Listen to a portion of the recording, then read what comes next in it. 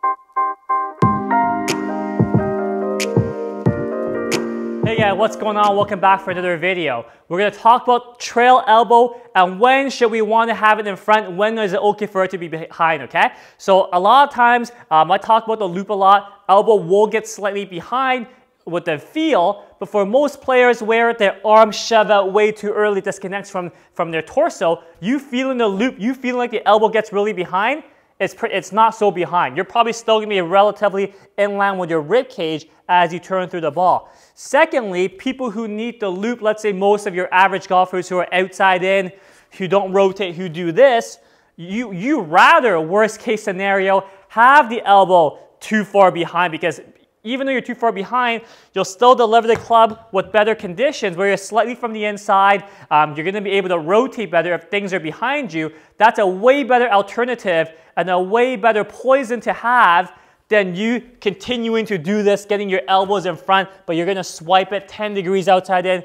hitting down on it so much, not a functional ball flight, okay? So, if you're someone who's outside in, you're an average, you play once a week, you don't practice much, but you want to stop slicing the ball, you want to start rotating a little bit better, you want to hit little draws, the loop is great for you. And it does not matter if your elbow gets behind you too much in most cases, okay?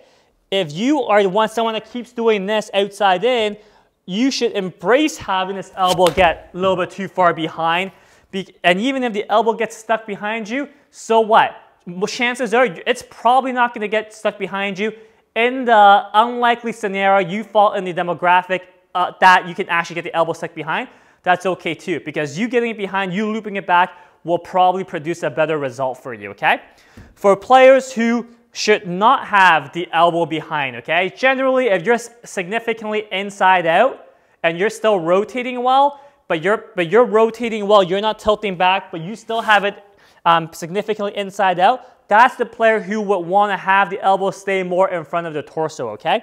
If your elbow stays in front of your torso, in front of your rib cage, in the backswing, and you shallow the club well without worrying about the loop, you shallow it well, then you will want to keep the elbows in front, because the shallowing through the wrist already gets the club behind us, and you want to keep rotating to get that club through the ball. You do not have to rely on the loop. You do not want the elbow behind, because if you shallow and get the elbow behind, even if you rotate well, even if you maintain inclination well, you're still going to be excessively inside out. And if you fall under that demographic, then yes, you do want to get the elbow in front of your chest in the backswing and the downswing. Now, the percentage of golfers who fall under this category is most likely going to be less than the percentage of golfers who is okay if their trail elbow actually gets behind their trail rib cage too much.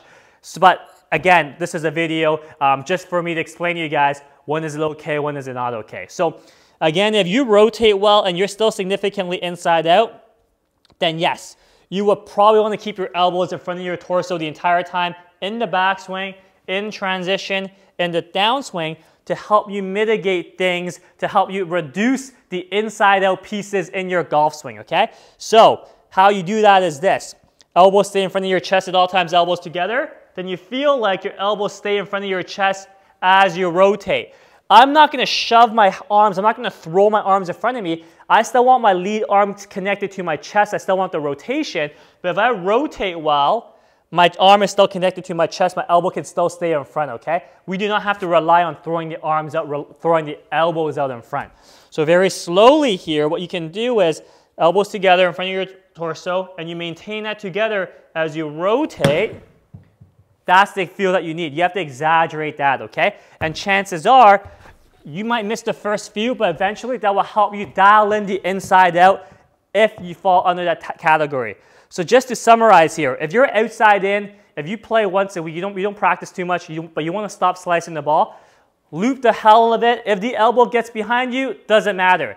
If you're someone who excessively draws the ball, excessively inside out, even though you rotate well, even though you're maintaining posture well, then yes, you are the one who wants to have the elbow stay in front of your chest in the backswing, in the transition, and in the downswing, okay? So those are the two scenarios when it's okay for the elbow to creep behind the rib cage, or when it's okay for the elbows to stay in front of your rib cage and torso at all times. So hope that helps. Any questions, leave in the comments below, and we'll catch you guys next time. Thanks, guys.